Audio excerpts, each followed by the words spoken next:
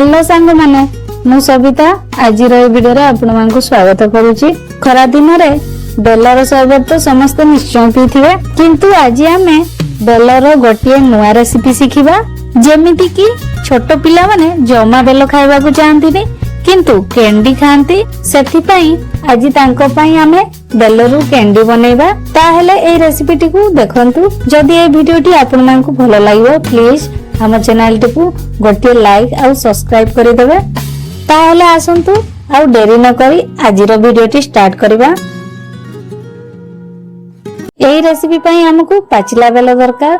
Bell को प्रथमे धोई देबा, तापरे आमे बेल को फटई ता भीतर अंश को बाहर करि देबा। या भीतर किछि खदड़ा अंश आ मंजी थाए, तेणु मु एठारे गोटे चालुणी नेछि जहा द्वारा बेलटी आराम रे छाणी हे जिवो। भीतर अंशटा टिके स्टिकी थाए, तेणु गोटे चामच साहाय्य रे एटा को बाहर करबा। एटा को हाथ रे भलो भाव रे चकटिबा, जेमिति कि तार खदड़ा अंशटी अलगा हो जिवो। एबे या ऊपर टिके पानी देई एटा को भलो भाव रे छाणी देबा। बेसी पानी देबेनी, अल्प पानी यूज करिवे।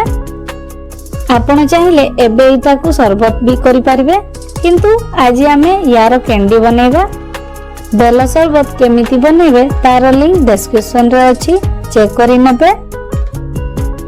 एबे आमे गोटिए जगह रे अल्प टिके पानी नै गुड़ को हाथ रे गुंड करि कि मेल्ट करबा।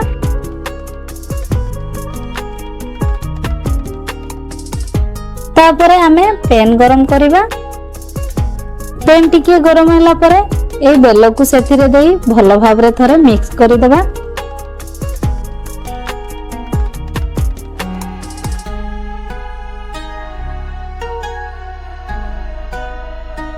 एमिति गोटे 2 मिनिट घांटला परे एबे ता ऊपर आमे गुड़ को ऐड करबा।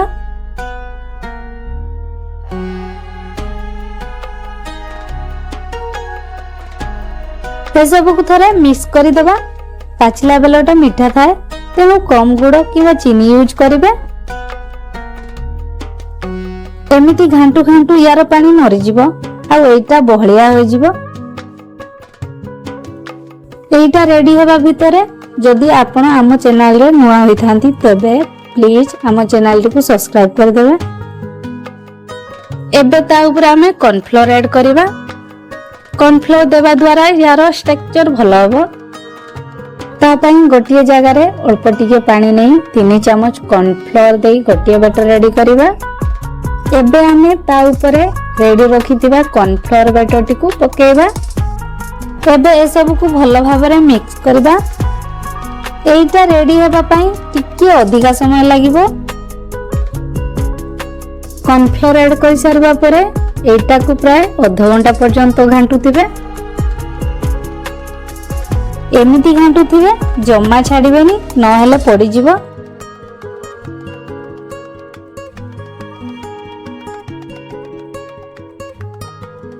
या ऊपर टिके भलो बासना पई आमे इलायची गुंड दे देबा।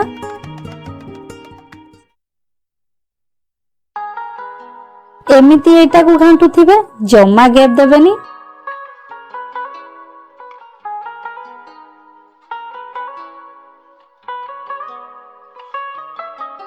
एई देखंतु हमर एटा रेडी हो जाईछि।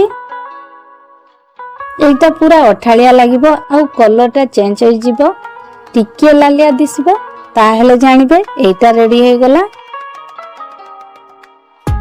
एबे एटा को टिके ठंडा हबा पई छाडी देबा।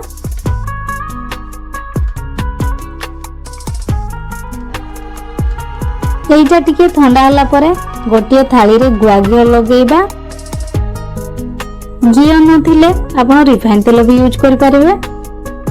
एबे एई बेल मिक्सचर को थाली रे देई भलो भाव रे सेट करि देबा। एबे याकू 4-5 दिन टाण खरा रे सुखेइबा। या ऊपर कोनोसी डस्ट पड़िबनी बोली ता ऊपर गोटिए पतला कपड़ाटे गड़ेई देबे। एटा 2 दिन सुखी गला परे ताकू अलटाई आरो साइड को भी आउ 2 दिन सुखवा पई छाडी देबे। ଏଇ ଦେଖନ୍ତୁ ଆମର 5 ଦିନ ଶୁଖିଲା ପରେ ଏଇଟା କେମିତି ଜେଲି ଭଳିଆ ଦିଶୁଛି। ଏଇଟା ଦୁଇ ସାଇଡରୁ ଭଲ ଭାବରେ ଶୁଖି ଯାଇଛି। ଏବେ ଏଇଟାକୁ କଟିଂ କରିବା। ଆପଣ ନିଜ ହିସାବରେ ଏଇଟାକୁ ଯେକୌଣସି ସେପରେ କାଟି ପାରିବେ। ମୁଁ ଏମିତି କାଟୁଛି। ଏଇଟା ଦେଖିବାକୁ ଯେମିତି ସୁନ୍ଦର ଦିଶୁଛି, ଖାଇବାକୁ ବି ସେତିକି ଭଲ ଲାଗେ। ଆପଣ ଏଇଟାକୁ ମାସେ ପର୍ଯ୍ୟନ୍ତ ଷ୍ଟୋର କରିକି ୟୁଜ କରିପାରିବେ। କିନ୍ତୁ ଏଇଟା ପୁରା ଭଲ ଭାବରେ ଡ୍ରାଏ ହେଇଥିବା ଦରକାର। ପାଣି ମାତ୍ରା ରହି ଯାଇଥିଲେ ଏଇଟା ଶୀଘ୍ର ଖରାପ ହେଇଯାଏ। ତେଣୁ ପୁରା ଡ୍ରାଏ ହେଲା ଯାଏ ଭଲ ଭାବରେ ଶୁଖେଇବେ। ୟାକୁ ଆପଣ ଚିନି ପାଉଡରରେ କୋଟ କରି ବି ରଖିପାରିବେ, ନହେଲେ ସେମିତି ବି ଷ୍ଟୋର କରିପାରିବେ। ଏଇଟାକୁ କାଚ ଜାର କିମ୍ବା ଏୟାର ଟାଇଟ୍ କଣ୍ଟେନରରେ ଷ୍ଟୋର କରି ରଖିପାରିବେ। ଆପଣ ଏହି ରେସିପିଟିକୁ ନିଶ୍ଚୟ ଟ୍ରାଏ କରିବେ। ଆଉ ଆପଣଙ୍କ ପିଲାମାନଙ୍କୁ ଏଇଟା କେମିତି ଲାଗିଲା କମେଣ୍ଟରେ ଜଣାଇବେ। এই ভিডিওটি ଆପଣମାନଙ୍କୁ ଭଲ ଲାଗିଥିଲେ ପ୍ଲିଜ ଆମ ଚ୍ୟାନେଲଟିକୁ ସପୋର୍ଟ ଆଉ ସବସ୍କ୍ରାଇବ କରିଦେବେ। ଆଜି ପାଇଁ ଏତିକିରେ ରହିଲି। ପୁଣି ଦେଖା ହେବ ଆଉ ଏକ ନୂଆ ଭିଡ଼ିଓରେ। ସେତିକି ଯାଏଁ ରହିଲି। ନମସ୍କାର। Take care.